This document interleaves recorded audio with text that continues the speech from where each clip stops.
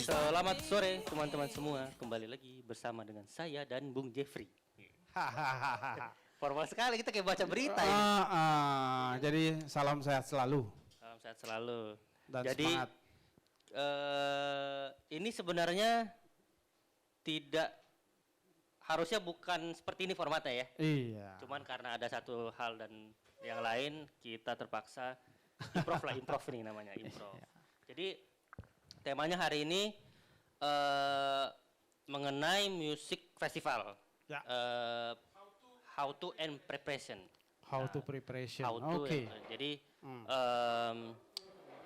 ini sebenarnya dari gua sih Bung Jeff. Jadi Ya.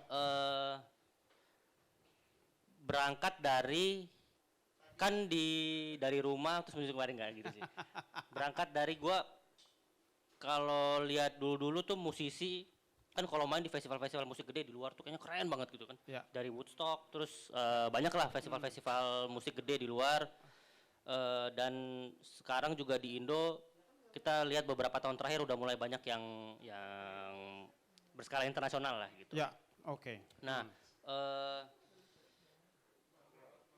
dari Bung Jeff sendiri ini kira-kira tuh kalau kita recall balik masih inget nggak pertama kali terlibat atau mungkin menangani sebuah event musik festival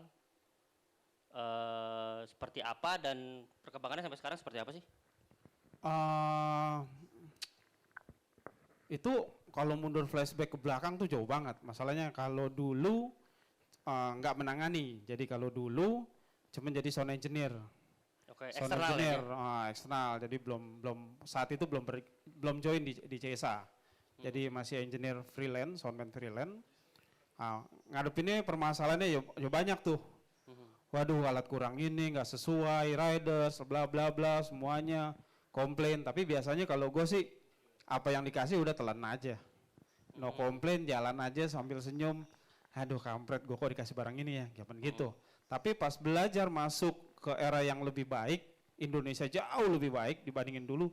Sebenarnya ada dua krusial sih. Kalau jadi sebagai sistem engineer nih, kerja sama orang lokal apa kerja sama bule? Oke. Jadi ini maksudnya kerja sama orang lokal nih, musik festivalnya yang nyelenggarain orang Indonesia. Orang Indonesia. Terus berhadapan dengan band-band Indonesia. Indonesia Iya. dan dari luar nih. Ada dari luar, oke, ya oke. gitu. Itu gimana tuh? Jadi kalau misalkan saya balik kayak waktu jadi sebelum festival dulu ya. Jadi nanganin satu event HUT RCTI waktu itu berapa tahun lalu di Eco Park. Nah itu bener-bener Pak Haritanu tuh ngasih edukasi ke timnya. Jadi gua anggap tuh bagus banget. Jadi dari luar semua itu bule-bule. Jadi ada orang koreografernya, desain engineer lighting, ada sistem engineer juga. Nah akhirnya Flat Production Surabaya menang tuh. Nah gue ditunjuk pegang karena kan si bulenya mau yang certified JBL. Nah itu dia, itu yang gue bilang krusial kerja sama bule. Biasa kerja sama lokal, sometimes di press bule kan, perfeksionis. Detail ya? Detail banget. Bagaimana gua taruh nih, diri di sini SPL-nya berapa, diri di sini SPL-nya berapa. Ini indoor kan waktu itu? Indoor saat itu Eko Pak Ancol. Di indoor kan HUT RCTI waktu itu. Bintang utamanya si lupa tuh penyanyi cewek itu Anggun C. Sasmi. Jadi ada Ari Lasso, ada BCL. Nah mereka tuh kan jarang bawa soundman lah, ada Rosa. Nah jadi nanganin langsung di situ, bertanggung jawab dengan sistemnya. Nah pressure yang ada adalah satu, ketenangan dalam bekerja. Kita kan dianggap primitif sama bule. Kita tuh orang-orang nggak bisa apa-apa. Nah pas saat kita bekerja dengan software, dia shock juga. Bagaimana gua gantung analyzer di sini, ada center, ada front fill, ada delay, dan dia bisa mereview setiap titik perbedaan speaker. Kalau lu di front fill lu pakai beda brand ya, lu harus sama tuh sama brand utamanya tuh. JBL Vertec waktu itu. Nah, di front fill sama center pakai brand lain, delay-nya pakai brand lain. Bagaimana gua kerja kerasnya menyamakan si JBL Vertec si brand-brand lain ini ke JBL Vertec. Oke. Biar karakternya sama ya. Biar karakternya sama. Jadi orang duduk di mana hasilnya sama. Kebetulan gua nggak terlalu pusing dengan sub. Oke. Karena mereka one system. Oh, oke. Jadi mereka subnya juga si Vertex system juga. Jadi JBL system juga, semua powernya gue bisa kontrol. Nah si bule mau lihat mana lo controllingnya, semua by dikontrol sama dia. Dia keliling semua sampai itu yang gue bilang krusial, kerja sama mereka tuh benar-benar gue belajar banyak bahwa wah memang bekerja dengan negara yang lebih maju dari kita benar-benar perfeksionis.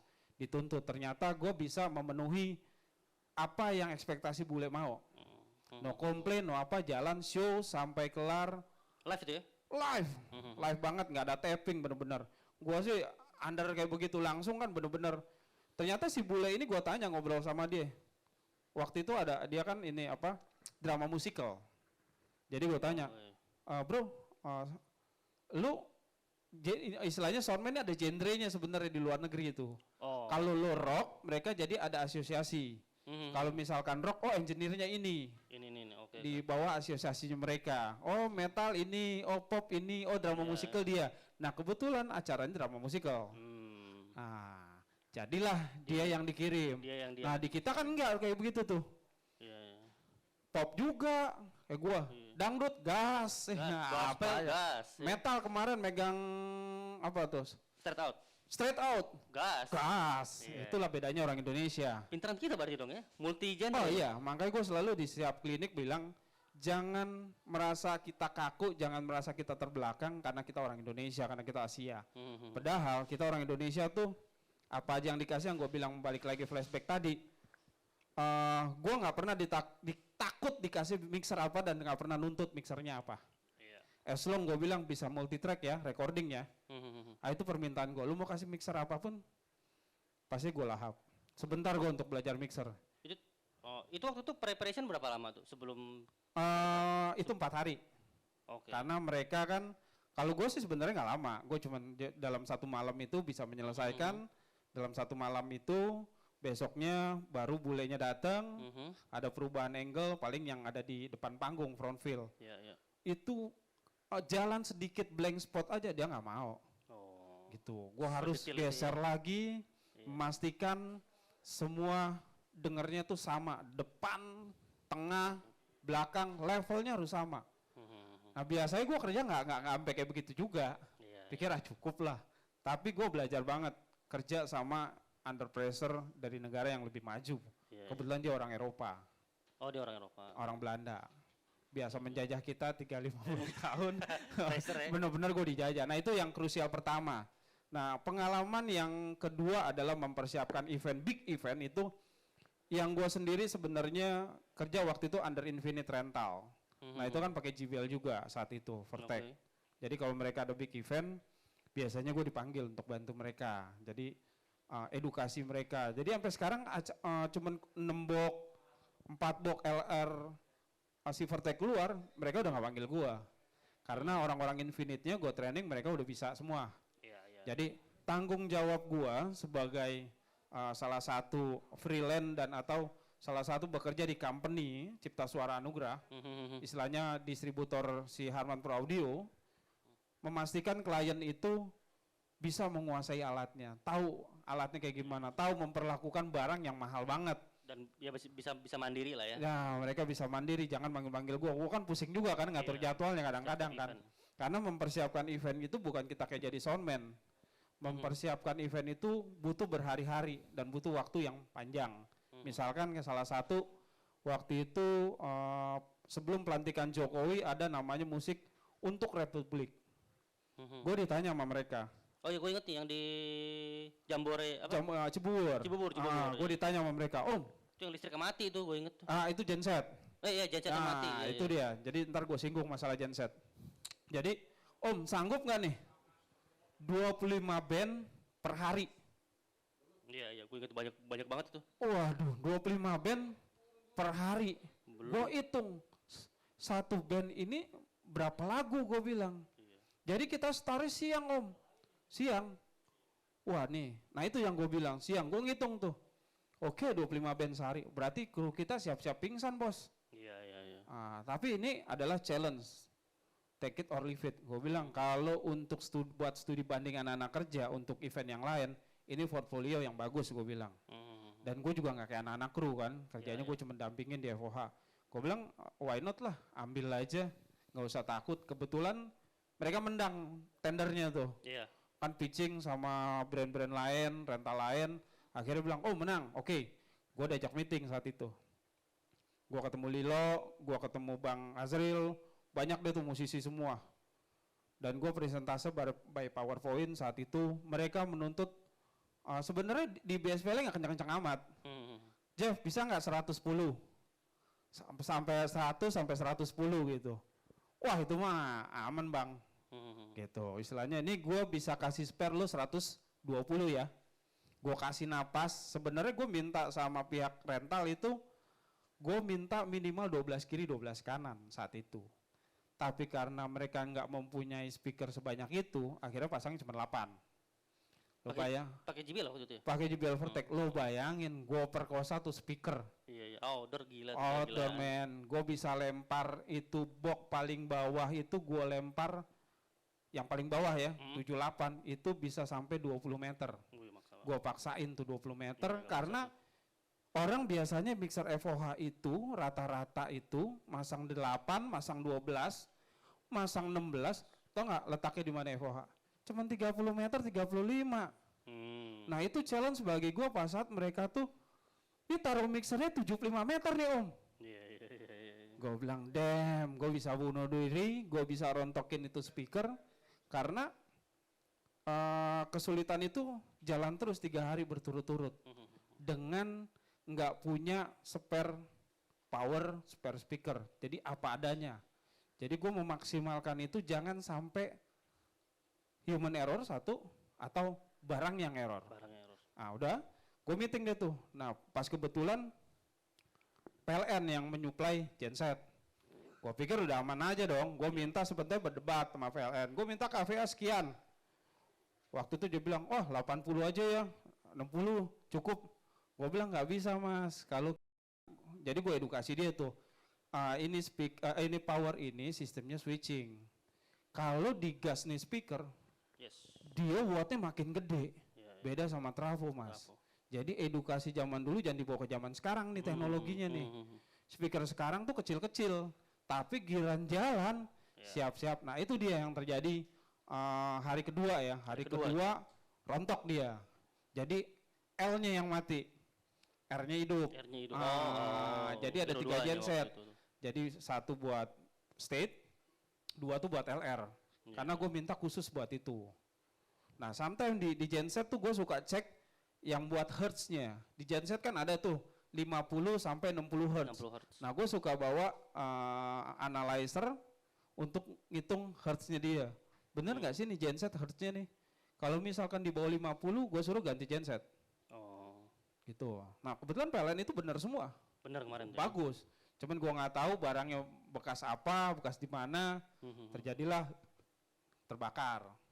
Nah, kayak gitu gensetnya. Dulu lumayan lama tuh, berapa jam kan sempat di cancel beberapa band. Ya, kebetulan gue diteleponin tuh karena kan gue datangnya siang. Jadi krusial pertama adalah satu hari itu 25 band. Cek sound itu bisa jam 5 subuh. Bayangin men, anak-anak. Itu juga yang dapat, nggak semua band dapat kan? Hari pertama mereka dapat. Semua dapat ya? Semua dapat. Yang pas gensetnya aja yang bermasalah. Hari kedua. Nah kemarin yang sampai sore itu kita kan start lagi habis maghrib. Nah itu jalan semua tuh. Sampai ending. Hari terakhir selain penutup, itu jalan. Semua aman. Hari kedua doang itu. Itu yang trouble itu genset itu hari kedua. Jadi mempersiapkan itu adalah tantangannya adalah gue bilang mixer FOH disupport kan sama vendor lain waktu itu. Mereka 3 mixer FOH, jadi ABC 1 mixer utama, jadi 2 jalan AB, C-nya buat backup. Nah yang ini, yang mixer 1 lagi adalah mixer utama, jadi semua mixer dikirim ke situ. Jadi kita bisa kontrol tuh. Jadi kita pelajarin, wah ini engineer yang gila nih ngegas nih, nah kita tahan di situ. Kita tentuin SPL, karena apa? Gue tentuin SPL itu gue bertanggung jawab dengan sistem. Kadang-kadang ada yang ngotot juga, bisa nggak dilepas lagi nih, biar tenaganya. Gue bilang jalannya masih panjang, brother. Nah itu hari pertama gue nggak terlalu open banget. Gue masih mempelajari karakter orang-orang yang main gitu loh. Kita jaga napasnya di barang. Nah kesulitan itu bagi gue ngedesain itu, makanya gue bilang ini 25 band ke anak-anak. Jadi semua itu ada fotonya, jadi layoutnya ada di mixer. Oh itu speaker buat vokal, oh speaker buat bass, gitar, drum, auxiliary-nya udah ada, jadi by foto. Taruh di mixer, gue bilang. Jadi si soundman kalau yang udah dewasa, udah agak pinter, dia nggak akan nanya, oh ini letak AUX di sini, oh di sini, karena ada gambarnya. Nah kebetulan mixer kedua yang di seberang juga, si B-nya ada gambarnya juga kasih. Nah itu jalan tuh. Pertama kali mereka mau soundcheck, waktu itu main band apa ya, Siksa Kubur. Nah gue sempet berdebat juga tuh, gue bilang, Mas bisa nggak amplinya pindahin ke sini? Nah kita main festival, itu nggak bisa main pindah-pindah. Men, 25 band sehari, lo pindahin ampli sini terus ke sono. Kru tuh bisa meninggal di saat itu juga. Kecapean mereka. Waktunya nggak cukup. Waktu nggak cukup. Nah itu yang gue bilang dari awal, ini gila, ini mesti ada shift nih. Karena jam 5 pagi mereka harus sudah bangun, sampai jam 1 malam mereka baru bisa istirahat. Sama sholat. Jamnya sholat kan cuman paling sholat azan berapa menit. Nah itu yang mereka istirahat. Temen istilahnya 3 menit, nah itu digantian tuh. Gue bilang, ada kipas juga yang gue bilang taruh di power ya.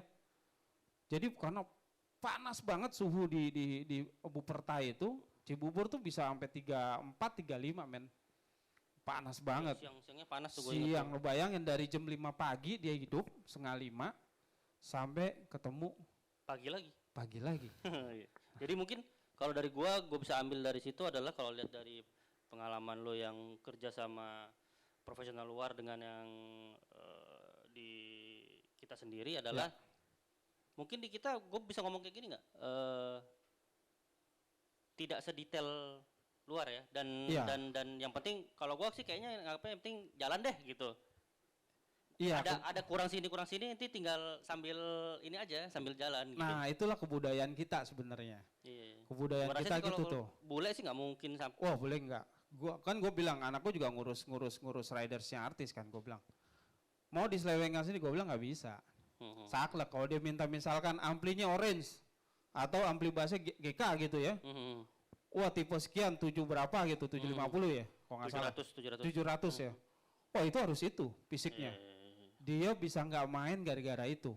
Nah gue pernah di posisi itu, jadi wah gila nih bule, dikasih mixer lain aja beda tipe. Kalau gue masih oke lah, aman lah. Jadi kayak gitu. Kayak misalkan pernah megang di waktu itu jadi engineer freelance-nya si Chunky Monkey di Xavier, dikasihnya mixer wah banget, tapi nggak bisa recording. Nah gue cuma bisa nuntut recording. Nah kadang-kadang kalau bule kan pulang nggak mau dia main. Walaupun mixer lo dikasih lebih mahal, tapi dia nggak mau. Itu bicara respect. Betul. Nah di kita kadang-kadang enggak, masih memaksakan kehendak. Coba-coba, oh mau nggak sih disodorin ini?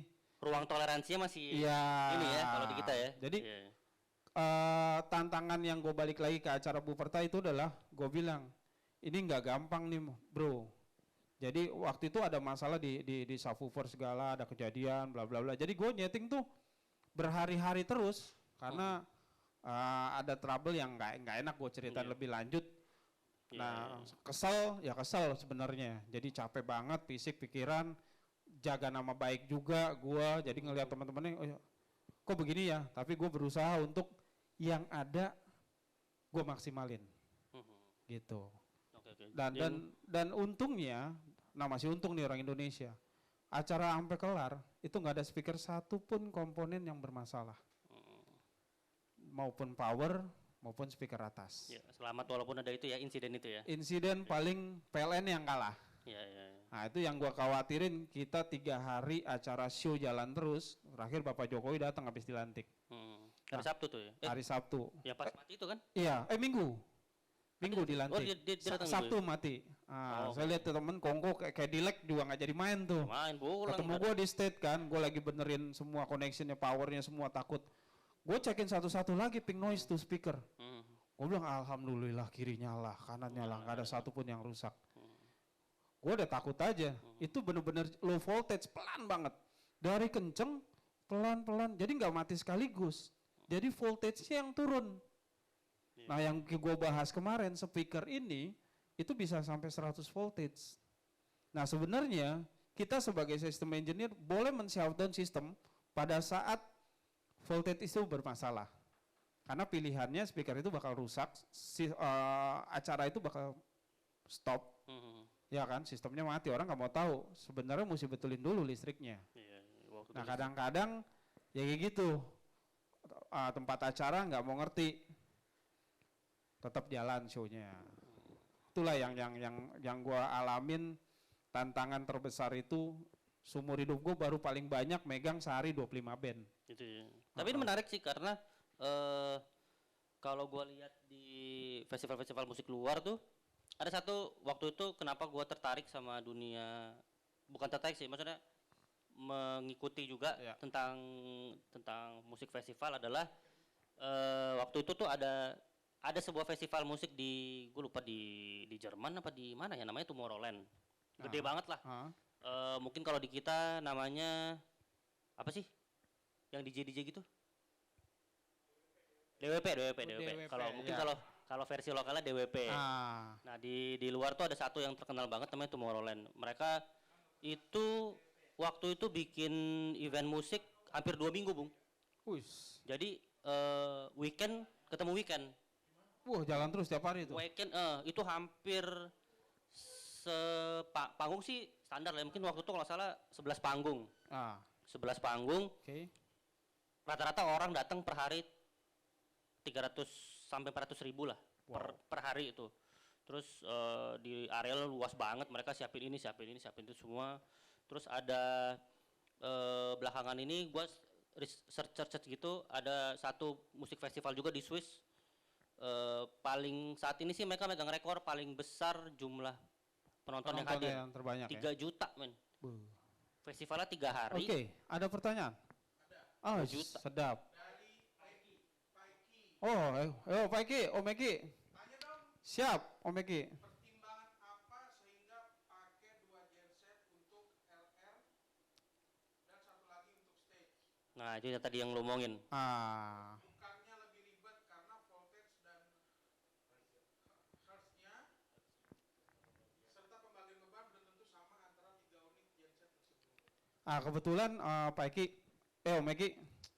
Kebetulan genset karena kenapa kayak saya pakai gensetnya PLN, karena saya lihat gensetnya mau tipenya sama. Tapi waktu itu disediain panitia kan? Iya, itu free dari PLN, perintah langsung. Jadi tipe mereknya sama dari 33, paling yang besar itu LR-nya.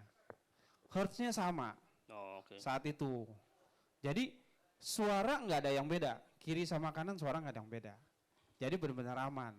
Kenapa pakai itu? Karena genset yang saya bilang tadi, saya lebih aman memakai sistem. Jadi kita tahu, oh ini kiri doang yang mati nih.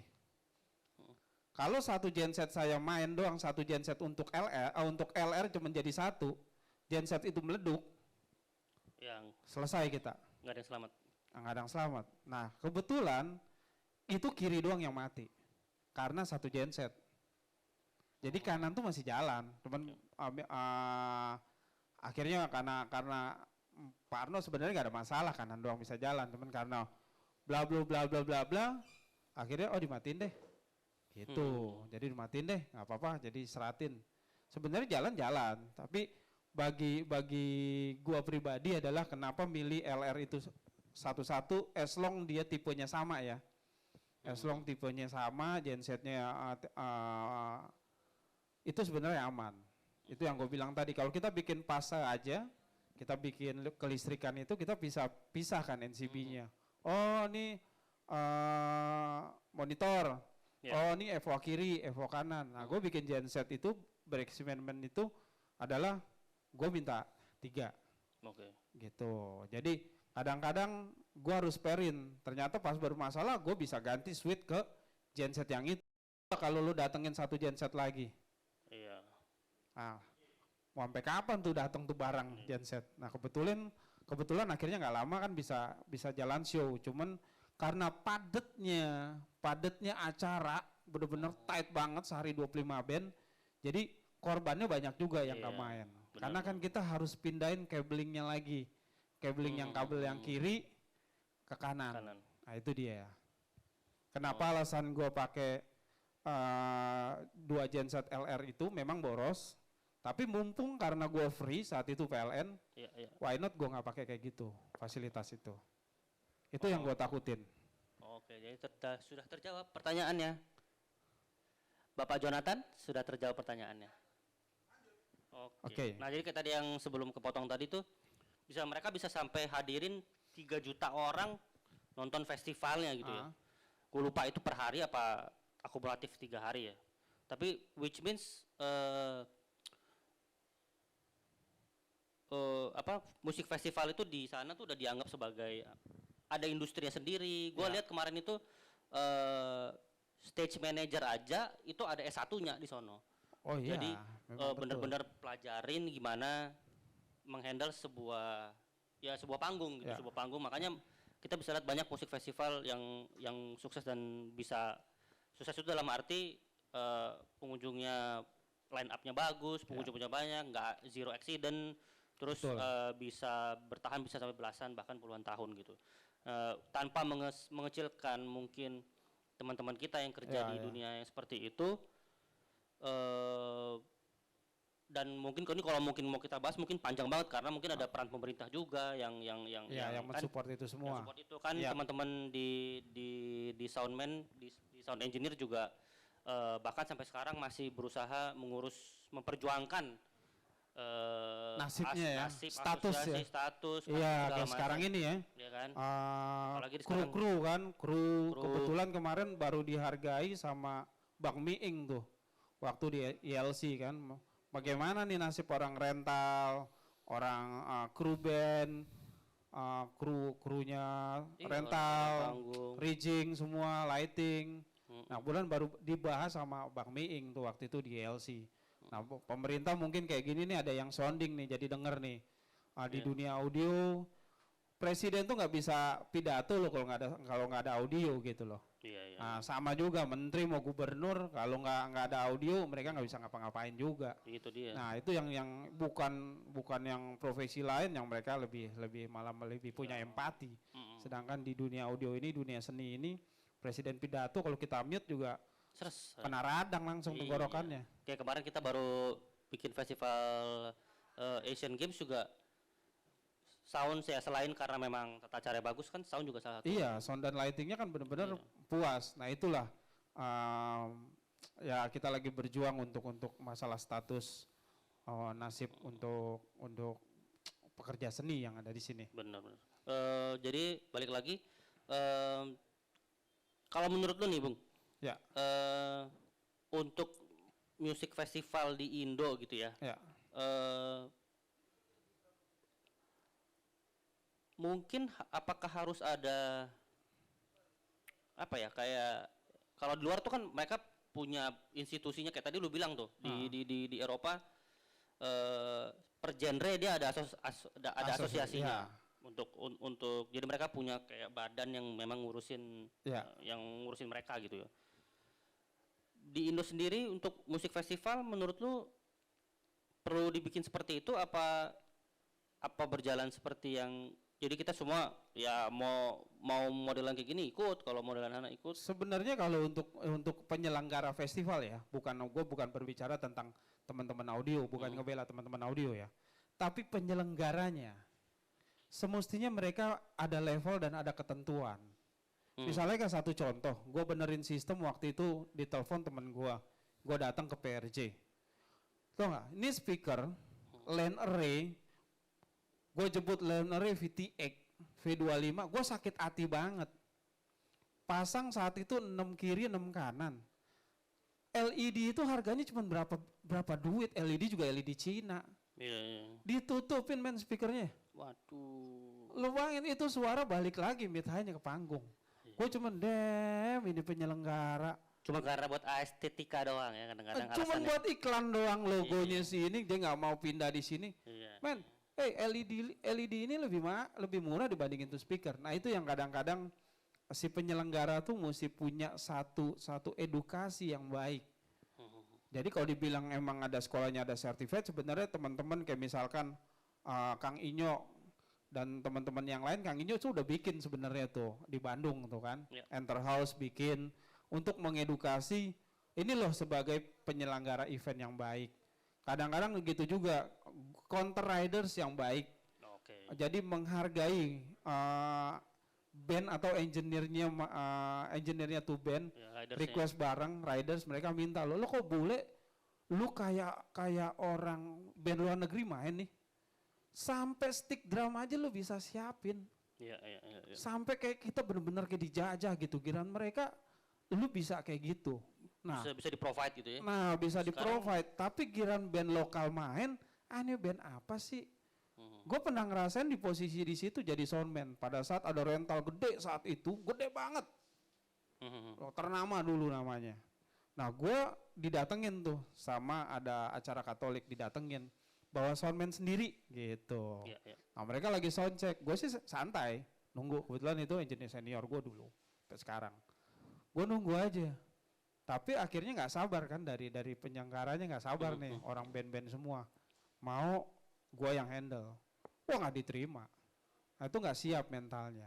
Kalau memang gue nggak cakep istilahnya dalam bekerja, lu tinggal kasih tahu Mas gini, kita bisa kerja bareng. Atau dia yang mixing, gue jadi supervisi. Iya. Ya kan tinggal enak. Bukan mengeksekusi orang ngeremen, dia memang soundman gereja. Iya. Nah kadang-kadang mental itu yang nongol gitu, itu dari orang, dari rentalnya atau dari penyelenggaranya. Nah itu yang harus berpikirnya itu lebih kayak kita tuh ngelayanin bule sebenarnya, profesional, karena bacaan barang ini semuanya by profesional. Iya, iya, iya. Jadi nggak ada yang dibedain gitu loh, lokal maupun luar. Gitu. Iya, iya, berarti mesti banyak belajar lagi kali ya. Mesti banyak belajar lagi karena menghargai Karena teman-teman posisi dari ya, sini. karena posisi gue saat itu kan gue bilang, gue sampai kesel sendiri gitu kadang-kadang kalau gue lagi megang sistem gue kerjain loh. Sampai ada satu statement di dalam otak gitu ya. Oke nih gue lagi jadi soundman sekarang nih.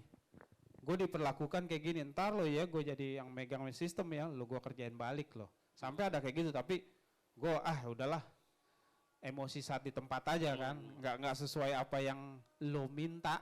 Iya. Terus lo minta apa, datangnya apa, padahal yang gue bilang tadi, kalau dibilang rental, rental gede banget itu saat ini ya, paling besar gue rasa gue anggap, tapi channel list aja nggak ada. Nah gue balik lagi Bu Perta, gue kerja sama teman-teman gue kompetitor juga di bidang audio, ada Robi, ada Rama, mereka good guy banget, baik banget menurut gue.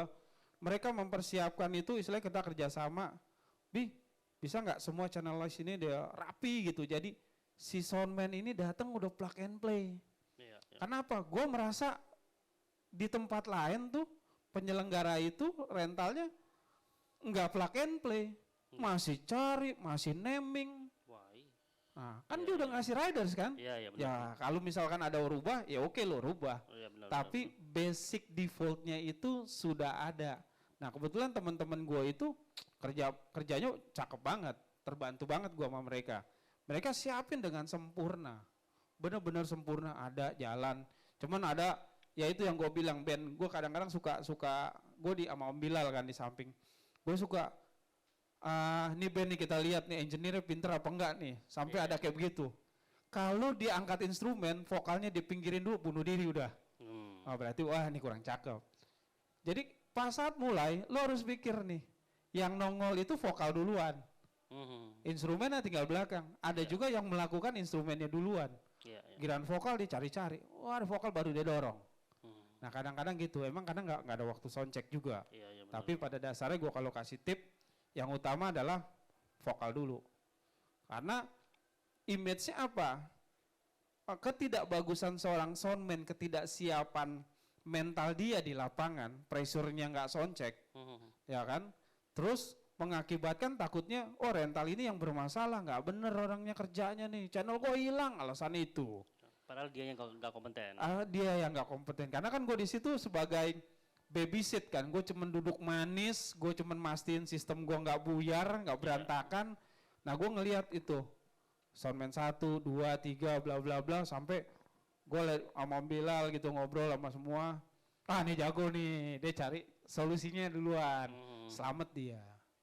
Jadi ketemu kayak gitu. Jadi kan sebenarnya dia udah bisa prepare sebenarnya. Si band A main, mixer yang di B di A main, di B kan sudah siap-siap, dia udah standby. Semua di mute, tes mic dulu bisa jalan sebenarnya, nggak ada masalah, dan gue nggak pernah ngelarang itu untuk cek kayak gitu. Nah, ini mumpung tadi kita lagi bahas soal penyelenggara dan sebagainya itu, kalau misalnya nih lagi ada yang nonton nih, atau misalnya nanti kan kita postingan di YouTube ya. Menurut lu dalam mempersiapkan sebuah, kan kalau kita mau ngomongin bikin musik festival kan banyak banget ya preparationnya kan, dari tempat, dari perizinan, dari ini, dari apa segala macam gitu. Maka kita ini bahas panggungnya aja nih, stage-nya. Berdasarkan pengalaman lu tuh, nih buat teman-teman yang mungkin kepikiran untuk, wah kayaknya bisnis bikin musik festival menjanjikan ini, karena gue sih lupa juga angkanya berapa, tapi perputaran duitnya kalau di dunia kalau dihitung sekian juta US dollar lah gitu. Mungkin ada yang pikiran, wah kayaknya gue bisa bikin deh musik festival di Indo yang skala internasional lagi gitu ya. Nah, berdasarkan pengalaman lu nih Bung, dari untuk mempersiapkan sebuah panggung yang benar-benar maksimal ya. Karena lu kan udah pernah kerjasama dengan lokal dan juga yang dari luar. Kira-kira dimulainya dari apa dulu nih? Kita kalau misalkan mau bikin big event ya, misalnya sebenarnya nggak big banget sih, cuman event yang biasa, tapi pada saat kita mengundang si bule nih, di situ kita harus ngitung budget, kedatangan dia dulu, segala tiket pesawat, hotelnya dia, makannya dia, transportasinya dia, budgetingnya dia, bayar dia. Misalkan let's see 100 juta lah kita gua anggap, 100 juta buat bulenya. Nah, lihat ridersnya dia. Nah, itu yang bikin ridersnya itu yang bikin jadi membengkak. Kadang-kadang cuman lah bandnya cuman isi 4 orang, tapi minta mixernya yang miliar. Harga mixernya tuh yang 5 miliar, 2 miliar. Nah, itu kan nggak mungkin nyewanya. Mungkin nyewa seharinya bisa 60 juta. Nah, di situ kita bisa hitung dulu. Makanya gue bilang nih, kalau anak gue berjalan dengan event kan, gue bilang nggak bisa, lu mesti data dulu bang. Gue bilang data dulu, band mana yang lu mau ambil, budgetnya mana. Oh ini nggak rese nih. Oh datengin dia udah 100, fee dia 100 juta, datengin dia tiket semua 100 juta, 200 juta. Nah dia punya ridersnya nggak terlalu nuntut, ini aman. Jadi dari riders lah kita berangkat. Dari riders baru kita bisa ngitung, karena riders itu misalkan gue minta drumnya Kire yang tipenya bla bla bla, atau drumnya DW kolektor series, lu harus cari kan, nggak semua rental punya. Nah rental lagi nyewa lagi ke rental lain yang punya. Nah budgetnya udah berapa. Jadi ketimbang kita duluan deal dengan salah satu rental, mendingan kita tahu dulu nah dari penyelenggara event, mendingan lu hitung di situ budgeting. Jadi lu bisa tahu angkanya berapa, baru lu bisa tahu merespek orang-orang bandnya ini, gitu loh, menghargai mereka mintanya ini. Tapi memang nggak semua kita bisa bikin seneng, paling nggak band utama yang diselamatin. Yang lain ya namanya band pembuka, band apa ya pemanis semua. Lalu gimana cara negonya sama band yang lokal yang ada yang akan bakal main, bukan menyempelekan mereka, tapi kan itu balik lagi dealnya. Gitu, menghormati riders dari band yang mereka minta. Dari situ baru ketahuan budgetnya. Nah, besarnya panggung, lo mau pakai LED besarnya. Nah, tinggal lo bikin tender aja ke mereka masuk. Oh, ukuran 25 kali 10, lo bikin tender aja. Semua masuk. Itu sebenarnya gampang, nggak terlalu sulit. Yang sulit itu kadang-kadang ya itu izin keamanan. Ya. Terus promonya itu yang Ya. nggak gampang. Marketing minimal Marketing. setahun. Lo datengin band dari luar ini lagi happening apa enggak? Jangan sampai datang ke sini nggak ada yang nonton. Udah nonton. Nombok. Ya, tapi ini menarik juga sih karena gue tahu banyak beberapa yang gue kenal kadang-kadang kalau bikin event atau bikin festival musik faktor ridersnya bukan nggak penting tapi di nomor sekianin gitu. Iya. Jadi wah gue pokoknya siapin rental ini, gue kontak ini, kontak LED, rental LED ini, lightingnya ini, udahlah gitu. Nanti tinggal nyesuaiin. Padahal sebenarnya harusnya berangkatnya dari situ ya. Berangkatnya dari situ ngitung budgetnya. Jadi Iya. ketahuan tuh, gue mau main 4 band, band utamanya 1. Nah itu dihitung aja tinggal. Nah tinggal band utama biasanya drumnya di tengah, yang lain kiri atau dan kanan. Nah tinggal mau drum itu sistem dorong atau enggak. Iya. Nah lebarnya panggung itu yang bisa bikin enak view-nya. Iya. Jadi kalau lebarnya panggung dipaksain cuma 6, deepnya, dalamnya itu cuma 6 gitu. Itu nggak bisa kita main-main dorong. Nah dia benar-benar harus panjang dan lebarnya ideal pas kita bisa dorong si drum. Sirkulasinya pergantian. Iya. Kalau ada beberapa Iya, ada beberapa bintang tamu kan, kita harus bikin sistem itu. Nah di situ kelihatan karena nggak mungkin juga ada band-band lain maksanya amplinya misalkan yang gue balikin tadi Orange, GK atau SWR atau apa, ya kan? Mereka maksain itu, nggak mau juga mereka ganti karena apa? Ya mereka kan di endorse, ya dong. Kayak misalkan kayak si basisnya Glenn, yang kemarin sini ngobrol nih, gue kan di endorse ini kan, dia harus tampilin, makanya dia tuntut, gue minta ini. Nah penyelenggara kadang-kadang menyepelekan itu. Nah itu dia. Ada pertanyaan? So far? Enggak ada ya? Kita lanjut lagi berarti kalau gitu. Oke. Tadi kita ngomong sampai terakhir di riders ya. Selain itu Bung, maksudnya teknisnya kan banyak yang mesti dipersiapin kan perintilannya kan, mulai dari speakernya, jenis speakernya. Nah, lu sendiri tadi udah bilang lu udah pernah menangani beberapa lintas genre lah kalau gue boleh bilang. Bisa ini, bisa ini. Dari sisi lu secara spesifikasi sound yang akan dibawa gitu, ada perbedaan signifikan nggak sih di beberapa genre musik gitu? Sebenarnya enggak juga sih, kalau misalkan terlalu signifikan sih enggak. Apa tergantung ininya, tergantung engineer sendiri yang akan. Iya, misalkan jadi ketahuan nih kepintarannya engineer pada saat orang main disiapin sama rental atau sama eventnya 8 kiri 8 kanan. Nah ada yang pakai 8 kiri 8 kanan soalnya kencang banget. Ada, kok malah nggak keluar ya? Nah itu banyak. Nah itu yang gue bilang tadi, pressure-nya itu, tekanannya itu di sound engineer-nya. Cepet nggak dia untuk menangani secepat itu permasalahan yang ada. Nah kalau misalkan banyaknya speaker itu tergantung tempat dan lokasinya, indoor ataupun outdoor. Kayak di Puperta kita kan, gua ada software ya, gua ada software Electro Voice, gua ada software JBL yang gua reference main. Ini idealnya berapa box sih? Nah itu gue jelasin ke mereka. Jadi nggak ada hitungan. 100.000 watt. Feeling-feelingan ya? Nggak ada gitu. Lo main di mana bro? Gue main di tenis indoor. Bentar ya, gue hitungin. Lo mau jual bangkunya sampai mana? Gitu. Samping wing. Berarti gue pakai outfield juga kan? Nah, gue hitungin di situ. Baru ketahuan berapa ribu jumlah boxnya. Nah, selama ini kan kita kan dengernya biasanya orang suka patokin nih. Ukurannya sekian nih. Mesti sekian 100.000 watt gitu. Salah berarti. Salah berarti. Itu bagi gue salah.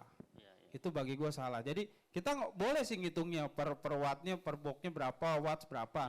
Tapi adalah mengidealisasikan pada saat kita punya event. Ini loh yang cocok nih segini. Jumlah speakernya, wattnya sekian. Karena watt di berbagai merek speaker itu berbeda-beda. SPL-nya beda, wattnya beda. Mau patokannya yang mana?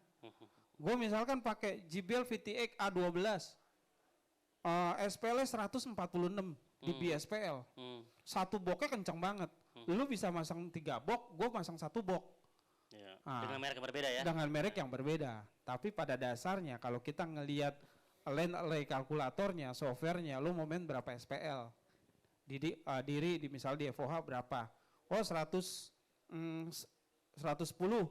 yang gue bilang tadi di Buperta mereka minta, tapi gue bisa gas sampai 100, ada yang main sampai 128 dB. Waktu itu bawa SPL meter sampai 128 dB itu. Gue bilang anjing. Makanya gue bilang orang Indonesia tuh dikasih enak makin dia gas. Makanya kadang-kadang, waduh hari kedua gue bisa rontok nih. Gue turunin lagi deh tuh. Menjelang malam baru gue naikin. Tapi kalau siang gue gak terlalu memperkosa itu speaker. Kenapa? Karena udaranya panas banget, gue kesian juga sama komponen. Nah kalau sudah menjelang agak sore, cuacanya udah adem, baru limiter itu gue lepas. Nah enaknya ada speaker yang mahal adalah yang bagus sistem, nah itu gue bisa kontrol semua dengan laptop. Jadi tanpa soundman itu sadarin, gue udah turunin itu. Gue nggak turunin levelnya, tapi gue turunin limiternya, kemampuan itu speaker. Harusnya tuh speaker bisa 120, gue bisa bikin dia 100. Itu doang. Ini buat menjaga ya kalau misalnya. Iya, kalau nggak 3 hari dengan speaker yang sama, ya. Istirahatnya cuman jam 1 kelar, 2, 3, 4, 5, 4 jam nyalah lagi. 4 jam nyalah lagi, jalan 3 hari. Belum sama prepare-nya. Prepare itu 3 hari. Hampir seminggu gue di situ. Ngantornya di situ. Makanya gue bilang, gue mengedukasi rental yang beli dari CSA adalah salah satu tanggung jawab gue. Mereka bisa menguasai itu barang tanpa harus ketergantungan sama gue. Karena apa? Gue bilang, gue bukan maksudnya sombong. Oh, gue sorry ya, gue nggak bisa nih. Waktu gue nggak ada. Enggak. Karena udah kesibukan di dalam kantor, kesibukan sebagai distributor, terus gue mengusurin, enggak juga. Gue bilang, gue tanggung jawab gue adalah biar brand ini nggak bikin malu gue. Itu dia. Oke. Jadi nggak ada pertanyaan ya? Kalau nggak ada pertanyaan mungkin sebelum ditutup. Ya. Nah dari lu Bung, ada apa ya? Kayak semacam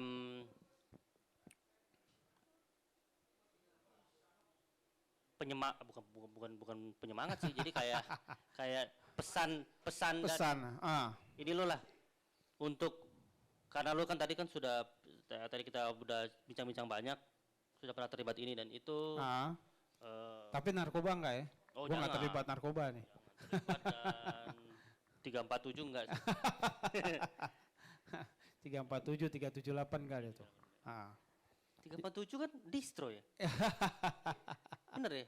347 sih udah. Gimana? Jadi kalau gue bilang ngasih tip-tip ya, kita bekerja di bidang profesional, penyelenggara event mestinya nggak ada perbedaan pada saat kita memperlakukan band luar dan band dalam, dan memperlakukan letak speaker yang baik dan benar, nggak ditutupin. Cuitan-cuitan itu kan kita nggak dengar juga, tapi semestinya dari pihak rental pun bisa mengedukasi mereka. Lo bisa taruh pasang rigging lagi sebelah sini untuk banner lo tanpa harus menutupi speaker. Sebenarnya gue bilang bukan estetika itu, sebenarnya sih akal-akalan. Sebenarnya lo nggak mau pasang gawangan rigging lagi aja. Yang ada ya udah depan speaker aja tutup pakai LED. Bagi gue itu adalah kedewasaan dalam bekerja. Gue termasuk orang yang sedikit keras dan idealis sebenarnya.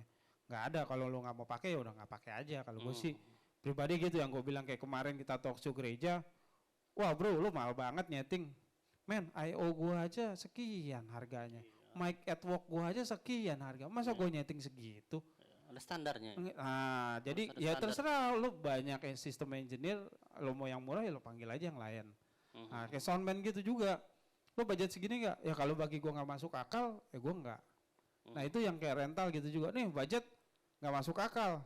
Lah ngapain sih? Kalau buat promo ya silakan. Tapi bagi gue akhirnya menjadi bunuh diri, lo jadi nombok kalau barang lo rusak, ngapain ya bagi gue sih. Kalau cuman demen keluar doang. Kalau hobi ya nggak apa-apa. Oke, kita sudah diingatkan sama timekeeper, 5 menit lagi closing. Siapa? Ronde 5. Jadi bagi gue sih kayak gitu, kayak soundman, gue bangga sama soundman Indonesia, dikasih mixer apa, nggak terlalu ngegerutu. Yang gue bilang setiap di klinik yang gue kasih adalah, gue bangga jadi orang Indonesia dikasih barang apa aja, gue gas tanpa harus gue nuntut oh speaker ini, mixernya ini, oh ininya ini, gue enggak. Jadi bagi teman-teman gue yang profesional sama, yang nongkrong sama, dikasih apa aja paling oke, nggak masalah, asal lu jangan foto gue gitu kan. Iya. Nah itu dia. Iya, paling itu aja sih. Kalau dari gua mungkin penutup ini aja kali ya. Kita mungkin nextnya karena lagi COVID kan, Ya. kita lagi nggak boleh kemana-mana. Teman-teman, gue merasakan juga lah teman-teman yang Ya. yang kru musik, yang dikerjain di panggung, itu mungkin sekarang paling terdampak lah, hampir nggak ada kan event, Ya. nggak ada, acara reguleran juga nggak ada. Ya. Nextnya mungkin kita akan pikirin gimana buat bantu-bantu teman-teman juga nanti. Iya sih ada Lagi satu. masih digodok, tapi nanti mungkin akan ada beberapa acara dari grupnya Melodia buat teman-teman yang berdampak ya. yang Iya. terdampak sama ini. Donasi ke teman-teman ya. Jangan lupa juga kalau setiap yang belanja di Melodia itu kita udah sisihkan sebagian buat ngebantu para tenaga medis ya, kalau nggak salah ya. Para tenaga medis buat beli, mereka kan sekarang nih paling krusial kan APD ya. Face shield, APD, masker itu selama juga hazmat. Mau kemana hazmat, bukan? Jadi selama pandemi ini kita udah nyisihin sebagian dari, jadi setiap teman-teman beli di Melodia itu kita sisihkan sebagian Ya. buat bantu teman-teman yang terutama yang kerja di bagian medis. Ya. Oke, itu aja kali ya. Nanti kita ketemu di buat YouTube channel sama pantengin Instagramnya TSA sama Facebook untuk event berikutnya di minggu depan. Oh iya, kita ini tiap hari sebenarnya grupnya Melodia nih, ada Melodia, ada CS, kita namanya CSA ya? CSA, ada SVI, terus ada satu lagi yang paling bontot, Melotronic. Hampir tiap, bisa ada, Melotronic.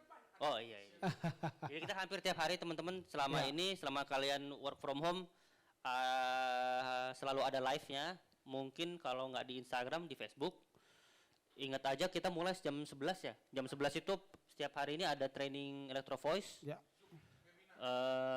Formatnya lewat Zoom ya. Terus di YouTube masing-masing. Jangan lupa ya tadi apa tadi? Melodia Musik, CSA Indonesia, SV Indonesia sama Melotronic. Oke, mungkin dari gua itu aja. Oke. Thank you Bung Jeff waktunya. Ntar ketemu lagi ya. Semangat terus teman-teman, tetap berdoa, jaga kesehatan, supaya wabah ini cepat berlalu bagi Indonesia. Berdoa terus. Yoi. Yang lagi puasa selamat Amin. menjalankan ibadah puasa. Selamat menjalankan ibadah puasa, jangan sampai bolong. Oke ya. Semangat. Bye-bye. Merdeka. Selamat Hari Buruh. Put your feet